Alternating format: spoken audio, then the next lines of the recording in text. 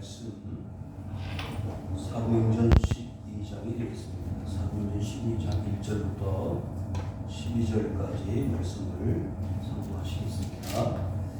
사도행전 12장 1절부터 12절 한 목소리로 합독하시겠습니다. 시작. 그때 왕이 손을 들어 교회 중에서 몇 사람을 해하려 하여 요한의 형제 야고보를 칼로 죽이니 유대인들이 이 일을 기뻐하는 것을 보고 베드로도 잡으려 할세. 때는 무교절 기간이라 잡음에 옥에 가두어 군인 내식인 내배에 맡겨 지키고 6월절 후에 백성 앞에 끌어내고자 하더라. 이에 베드로는 옥에 갇혔고 그는 그를 위하여 간절히 하나님께 기도하더라. 헤롯이 잡아내려고 하는 그 전날 밤에 베드로가 그 두 군인 틈에서 두세 사람의 사슴들이 이 문밖에서 옥을 지키더니 호련히 주의 사자가 나타나매 옥중에 광채가 빛나며 또 베드로의 옆구리를 쳐 깨워 이르되 급히 일어나라 하니 사슬이 그 손에서 벗어진지라. 천사가 이르되 띠를 띠고 신을 신으라 하거늘 베드로가 그대로 하니 천사가 또 이르되 겉옷을 입고 따라오라 한데 베드로가 나와서 따라갈새. 천사가 하는 것이 생시인 줄 알지 못하고 환상을 보는가 하니라. 이에 첫째와 둘째 파수를 지나 시내로 통한 세문에 이르니 문이 저절로 열리는지라. 나와서 한 거리를 지나매 천사가 곧 떠나니라. 이에 베드로가 정신이 들어 이르되 내가 이제야 참으로 주께서 그의 천사를 보내어 나의 헤롯의 손에서 유대 백성의 모든 기대에서 벗어나게 하신 줄 알겠노라 하여 깨닫고 막아라 하는 요한의 어머니 마리아의 집에 가니 여러 사람이 거기에 모여 기도하고 있더라. 아멘. 할렐루야. 아멘. 교회의 모든 성도들이 모여서 열심으로 뜻을 떼고 교제하며 기도에 힘쓸 때 교회 성도들의 숫자가 날마다 늘어났다고 했습니다. 그러면서 급속도로 새로운 이 기독교의 그 파급 효과가 예루살렘을 중심으로 해서 많은 유대인들에게 전달되어지게 되었고 그로 인하여 더 많은 사람들이 교회로 몰려오게 되었습니다. 그러면서 많은 사람들이 기독교에 대한 호감을 가지고 기독교를 받아들이고 신봉하게 되었습니다. 그와 같은 상황에서 사도행전 1장 8절 우리가 이미 앞에서 언급한 바와 같이 예루살렘과 온 유대와 사마리아와 땅끝까지 이르러되 증인이 되리라 하신 말씀이 어떻게 실현되어 가는가를 우리는 계속해서 말씀을 통해서 이미 살펴보았습니다. 예루살렘에 그와 같은 천국 같은 아름다운 역사들이 나타났음에도 불구하고 그에 따르는 핍박과 박해가 시작되어졌습니다. 모든 사람들이 제사를 팔아서 사도들의 발 앞에 가져달라고 하고 그것을 나누어서 가난한 사람도 없고 부자도 없는 완전한 천국을 이루어가는 상황에서 왜 하나님은 핍박을 허락하셨습니까? 그 박해와 핍박 속에 많은 기독교인들이 예루살렘을 떠나게 되었습니다. 그리고 여러 지역으로 피난을 가고 피신을 해서 그 박해를 피해가며 믿음을 지키고 신앙을 지키는 이런 양상을 보이게 될 때 아마 많은 그리스도인들 그 당시에 예수를 믿고 따르는 많은 사람들을 이해하기 어려웠을 것입니다. 왜 이와 같은 교회의 핍박과 박해가 계속되어지는지. 그런데 우리는 조금 깊이 생각해 보면 많은 사람들이 교회로 몰려올 때 거기에서 많은 사람들은 호감을 가지고 기대감을 가지고 야 천국이 이루어진다. 하나님의 때가 과연 이때인가 보다라고 생각하고 많은 사람들이 기쁘고 즐거운 가운데 신앙생활을 하는데, 우리가 읽었던 그 예루살렘과 사마리아와 땅까지 하나님은 예루살렘 교회에 만족하지 않으셨습니다. 더 많은 사람들, 더 많은 민족, 더 많은 나라에 복음을 전하고자 하시는 하나님의 뜻이 있었다는 사실을 그들은 잘 모르고 있었습니다. 그래서 이제 로마의 핍박과 박해를 하나님이 허락하신 것입니다.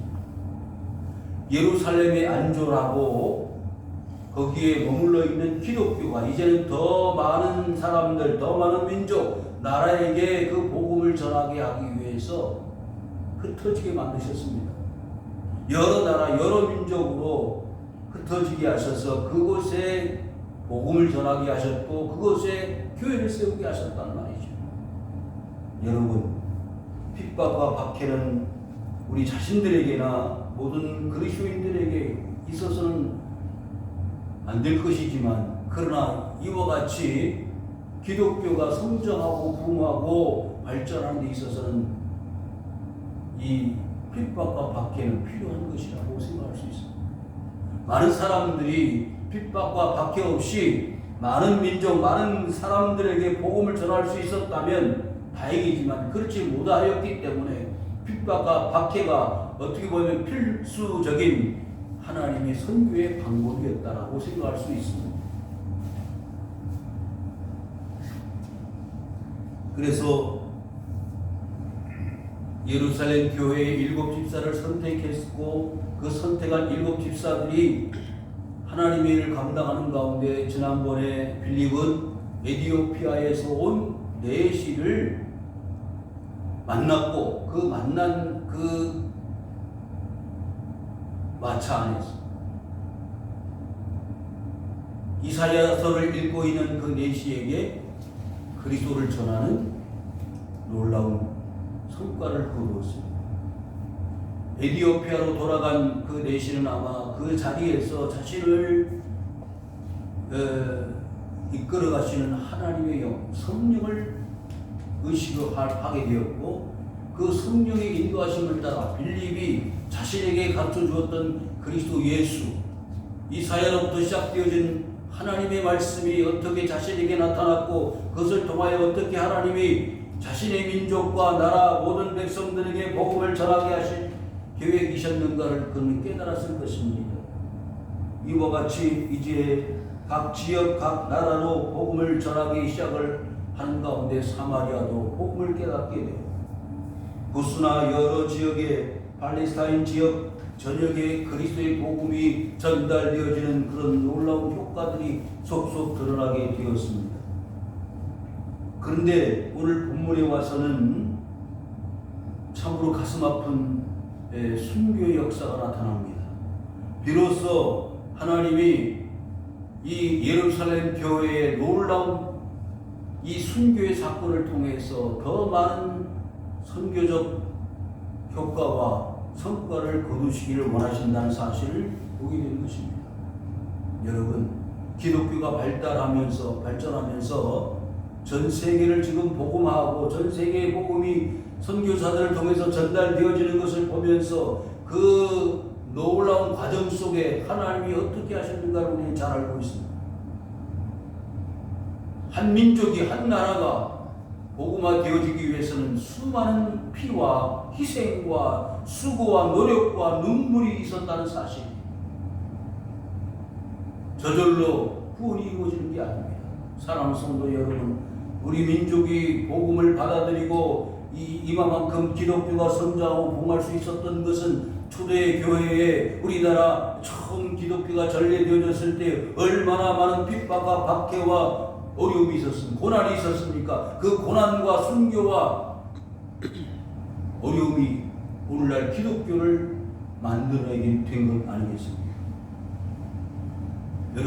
여러분 개인적으로 보아도 신앙과 믿음이 성숙해 온 지금까지 모든 과정들은 하나님이 여러분들을 통해서 알게 모르게 박해와 핍박, 시험과 어려움을 통해서 여러분의 지금의 신앙이 만들어 조성되어 왔다는 것을 여러분들이 기억하시기를 바랍니다. 아멘. 그래서 하나님이 더 큰 하나님의 역사를 이루시기를 원하신다는 것이죠. 1절입니다. 교회 중에서 몇 사람을 헤아려 하여.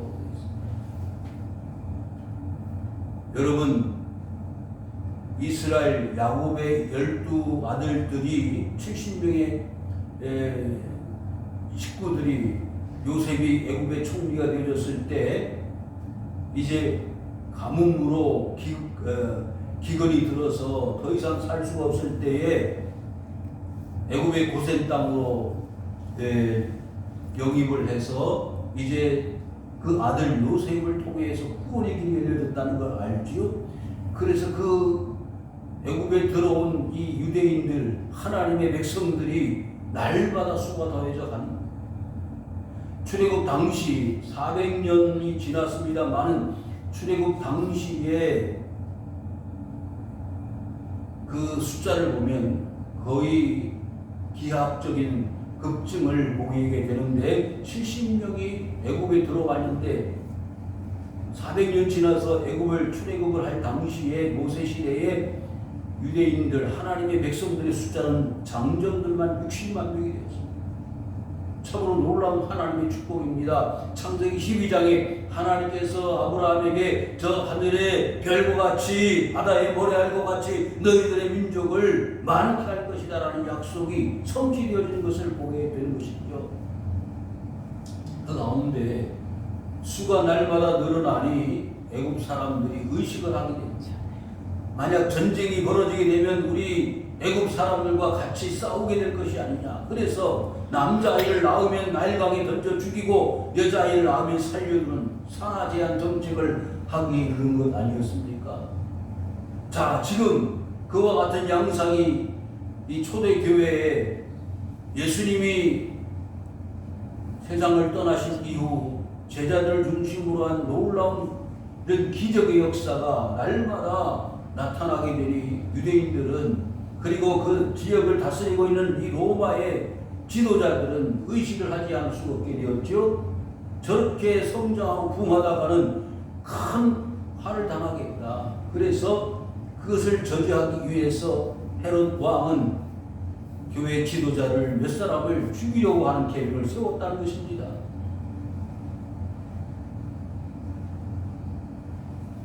어느 민족, 어느 나라에 기독교가 들어가서 편안하게 성장하고 또 발전하는 것을 우리는 쉽게 볼 수 없습니다. 그만큼 많은 환난과 핍박과 박해 속에 기독교가 세워져가는 거죠. 여러분, 영국이나 프랑스나 이 유럽이 기독교 국가가 되기까지는요 많은 전쟁을 했습니다. 30년 전에 장미전쟁이라든지 위그너 전쟁이라든지 청교도 혁명이라든지 그 영국과 프랑스나 그 독일이 얼마나 많은 피를 흘리고 지금의 기독교가 그들에게 국교 내지는 모든 민족이 모든 나라 백성들이 기독교를 받아들이고 살게 되었는가를, 그리고 거기에서 신앙의 자유를 얻기 위해서 미국으로 건너간 퓨리탄 신앙의 자유자들, 청교도들이 오늘날 세계를 지배하고 있지 않습니까?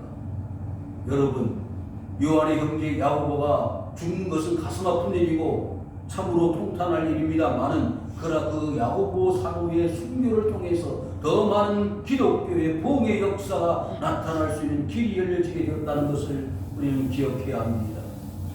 유대인들이 이 일을 보고 어떻게 했다고요? 기뻐했다고 했습니다. 그래서 더 나아가 이제 이 기독교의 최고의 수장이라고 할 수 있는 이 베드로를 잡으려고 해서 결국 체포를 해서 감옥에 건두었습니다.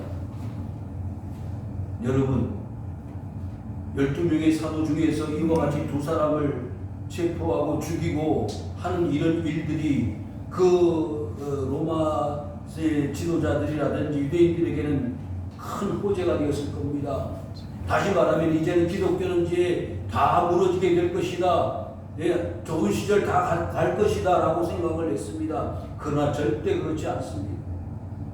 하나님은 그 하나님의 종들과 사역자들을 하나님이 어떻게 이끌어 가셨는가를 우리 본문의 말씀을 통해서 볼 수가 있습니다.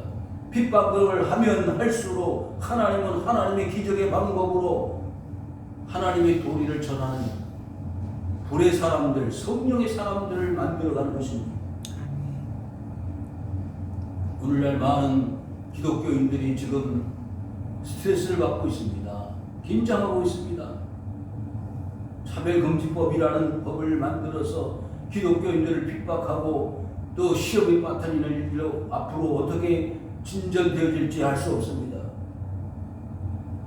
공개적으로 이제는 기독교를 말하지 못하게 하고 공영방송이라든지 신문지상이나 매스컴에 예수님이란 말을 언급하지 못하도록 학교에서도 선생님이 아이들에게 복음을 전하지 못하도록 하는 이런 간접적인 방법을 통해서 얼마나 기독교인들이 지금 핍박을 받고 있는지 우리는 인식해야 합니다.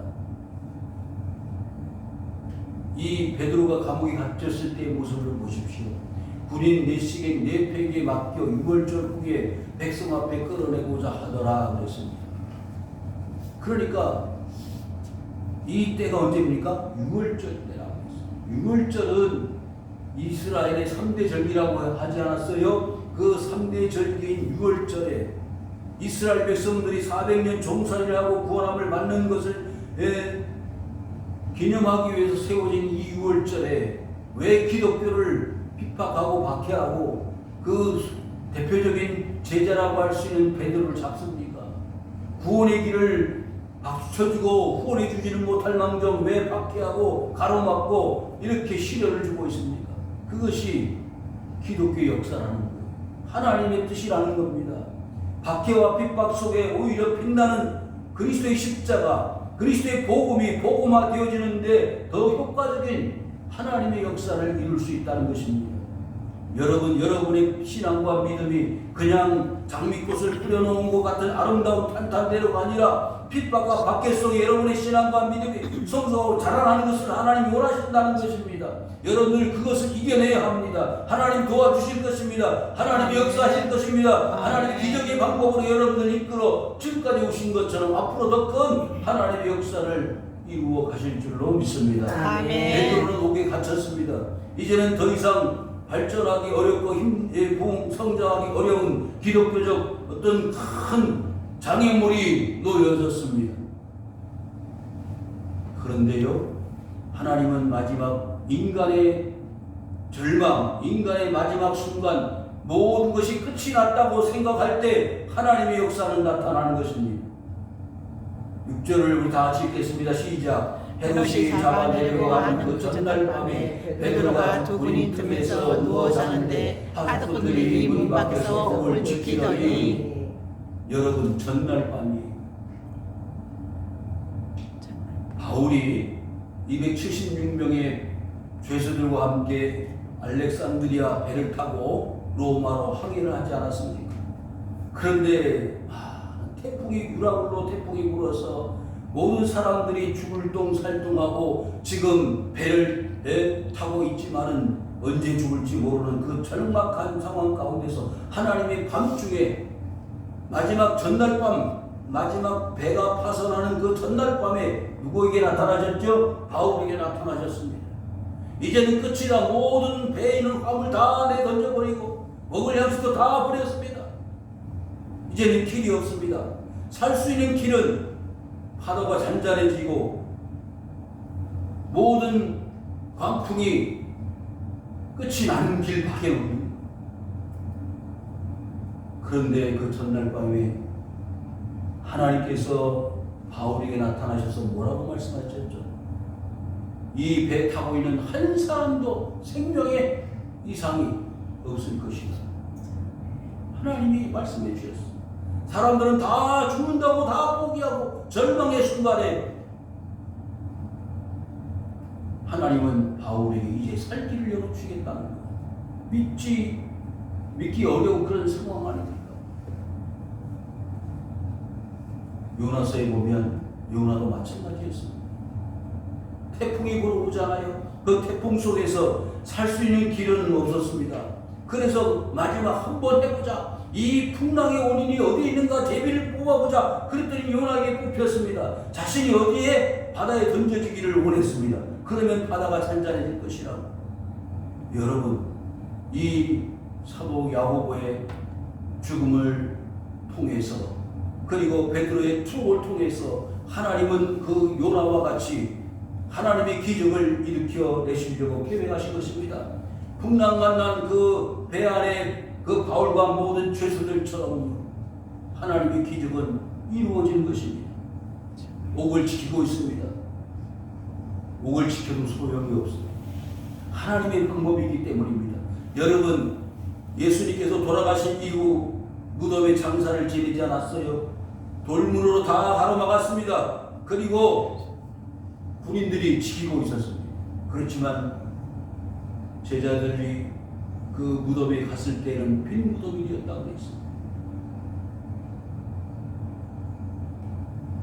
7절 읽겠습니다. 시작. 호련히 주의 사자가 나타나며 옥중에 광채가 빛나며 또 베드로의 옆을 쳐 깨워 이르되 급히 일어나라 하니 쇠사슬이 그 손에서 벗어지더라. 아멘. 자, 그 당시에 감옥은 지하에 있었습니다. 대부분 지하의 감옥에 있는데 그 지하 감옥에서 수갑을 채워놓고 또 옆에 군인들이 같이 지키고 있는 가운데 천사가 나타났어요. 어떻게 이런 일이 벌어질 수 있을까? 상상할 수 없는 일이지 않습니까? 출애굽기 3장에 모세에게 하나님의 실체가 나타나서 모세야 모세야 내 발에서 신발을 벗어라 라고 말씀하셨던 그 하나님의 음성이 들리는 것처럼 그 놀라운 빛에 의해서 굴복하여 앞을 쳐다보지 못하고 굴복하여 있는 모세의 모습처럼 하나님의 광채가 나타나기 시작하고 그 자고 있는 베드로의 옆구리를 쳤습니다. 일어나라.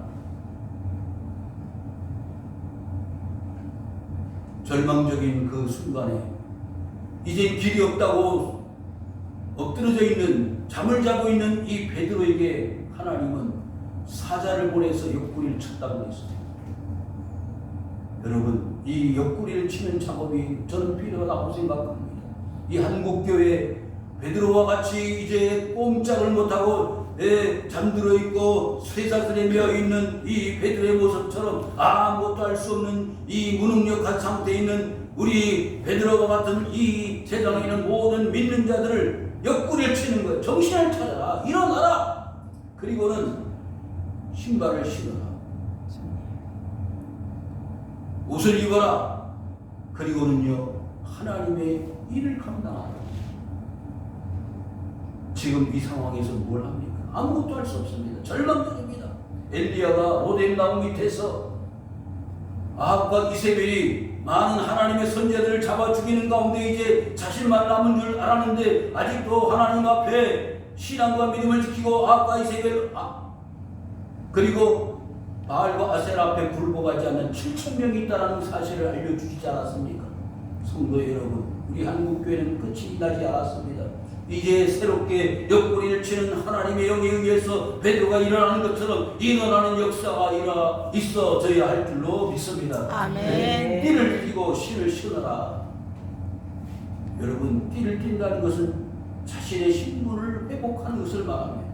신을 신는다는 것은 일을 한다는 것, 사역을 한다는 거 아닙니까? 여러분, 처음 이 땅에 복음을 전거하기 위해서 대동강변에 토마스 선교사가 쪽봉을 던지고 순교당한 그 제너럴 쇼모노의 상선을 타고 영국에서부터 온 그 선교의 역사가 오늘날 이렇게 어마어마한 부흥과 성장을 이룰 수 있는 길이 되어졌다는 것.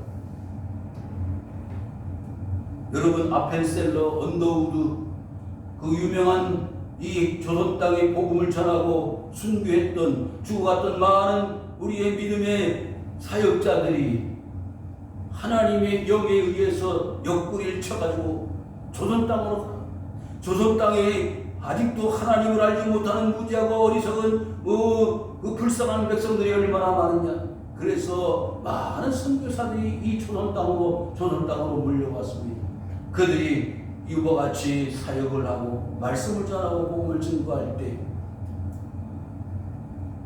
오늘날의 우리 한국교회는 세워지게 된 것입니다. 아멘.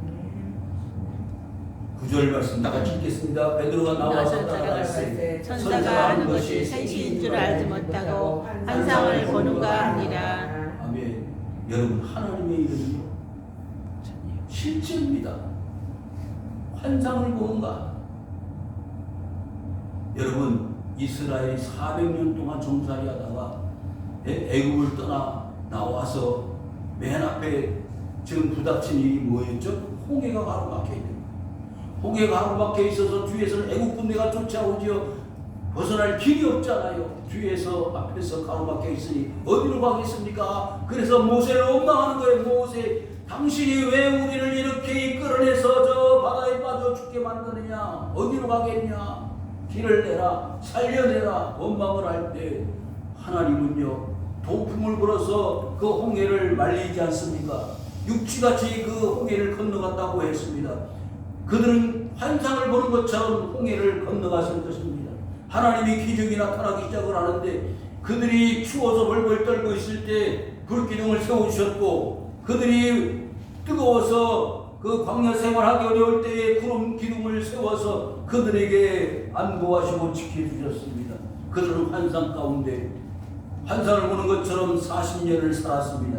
먹을 양식이 없을 때 하늘에서 만나가 내려왔습니다. 메추라기가 떨어졌습니다. 성도 여러분, 신앙은요 하나님이 이끌어 가시는 길로 따라가는 것입니다. 나를 따라와라. 베드로가 따라갈 때 환상을 보는 것처럼 따라갔습니다. 어떻게 이런 일이 일어나지?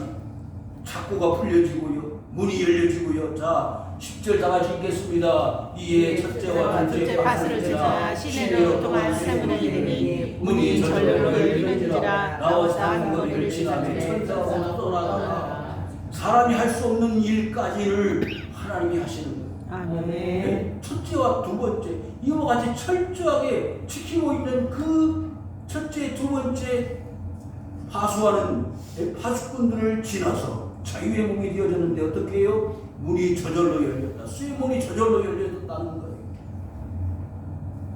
하나님의 일은요 저절로. 모든 문이 어떻게 열려졌다고요? 저절로 열려져. 아멘. 장정들이 3명, 4명이 달라붙어 옮길 수 있는 그 돌문이 저절로 열려지는 거예요. 그 안에 여러분이 시체를 쌌던 세마포만 개켜져 있지 실제 예수님의 몸은 시체는 없는 것입니다. 하나님의 일은 저절로. 11절 읽겠습니다. 시작. 이에 베드로가 정신이 들었는데 내가 이제야 참으로 주께서 천사를 보내어 나를 스스로와 유대인 모든 길에서 벗어나게 하신 줄 알겠노라 하여. 여러분, 여기에 정신이 들었던 베드로를 생각해 보세요. 아, 이것이 저절로 된 것이 아니라 하나님의 뜻이었구나.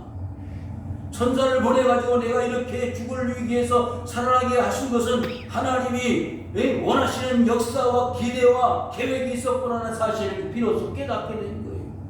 환상을 보는 것처럼, 꿈을 꾸는 것처럼 자신이 탈출을 해서 그 감옥에서부터 벗어나 자유를 얻게 된 것이 저절로가 아니었다는 사실을 알게 되었습니다.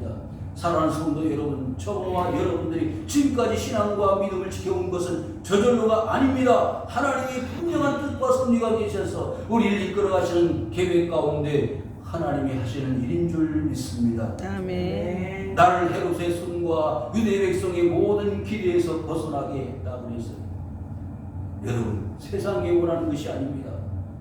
우리가 믿음 생활하고 신앙 생활하는 것은 세상이 원하는 것이 아니고 하나님이 하시는 것입니다. 그래서 우리가 자유를 얻게 된 거예요. 영적인 자유, 육적인 자유를 얻으려면 우리는 하나님에 의해서 저절로 이루어지는 하나님의 역사를 체험하게 하시는 것입니다. 아멘. 이스라엘 백성들이 하나님 앞에 한 것이 뭐 있어요? 아무것도 없습니다.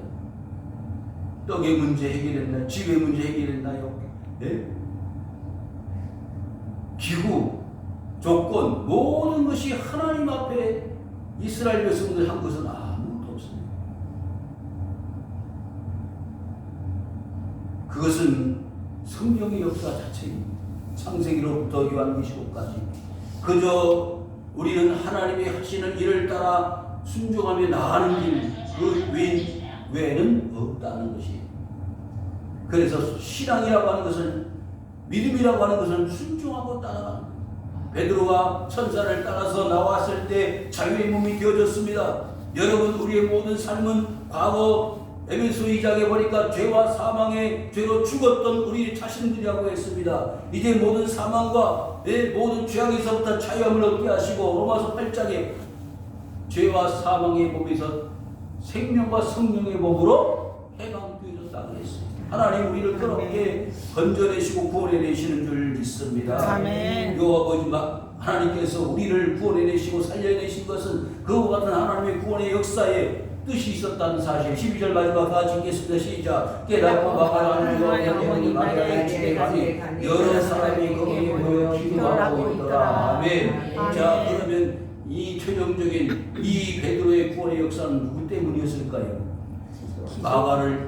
마가의 다락방에 모여있는 성도들의 기도의 응답이라고 할 수 있습니다. 아멘. 베드로가 갇혔으니 그냥 가만히 있을 수가 없어. 하나님, 저 베드로가 죽으면, 베드로가 에스의 순교를 나가면 기독교는 어떻게 되는 것입니까? 하나님, 베드로를 살려주십시오. 구원해 주십시오. 그들이 간절히 기도했을 것 아닙니까? 그래서 베드로가 이제 밖에서 문을 두드렸습니다. 그래서 로데는 아이가 나와서 문을 열지 못하고 들어가서 베드로가 살아왔다. 무슨 소리야? 베드로가 지금 살아있다니. 살아왔다니. 그래서 베드로가 밖에서 문을 막 두드리니까 비로소 문을 열고 들어가서 보니 베드로가 살아왔더라고요. 사랑하는 성도 여러분, 하나님은 이와 같이 기적 아닌 기적, 놀라우신 하나님의 일을 그 베드로의 투옥을 통해서 사도 야고보의 순교를 통해서 하나님이 함께 하심의 증거를 보여주셨습니다. 여러분, 앞으로 우리 모든 성도들에게 이와 같은 하나님의 역사가 나타나리라 확신합니다. 믿습니다. 여러분에게도 그와 같은 일들이 일어나기를 주 이름으로 축원합니다. 하나님은 그와 같이 이 놀라우신 역사를 이루기 위하여 기도하고 부르짖는 자들에게 하나님은 선하시고 온전하신 하나님의 뜻을 이루시기 위해서 지금도 기다리고 계신다는 여러분들 기도합시다. 여러분들 부르짖읍시다. 여러분들 하나님 앞에 간구합시다. 그러면 여러분들을 가로막고 있는 모든 옥에 갇혀있는 삶의 조건들이 베드로의 옆구리를 쳐서 자유함을 얻어 자유의 몸이 되어져서 모든 성도들의 큰 구원의 기쁨이 나타나는 것을 우리가 보면서 우리도 그와 같은 놀라운 역사의 주인공들이 될 수 있기를 주님의 이름으로 축원을 드립니다. 여호와 아버지 하나님 고맙습니다.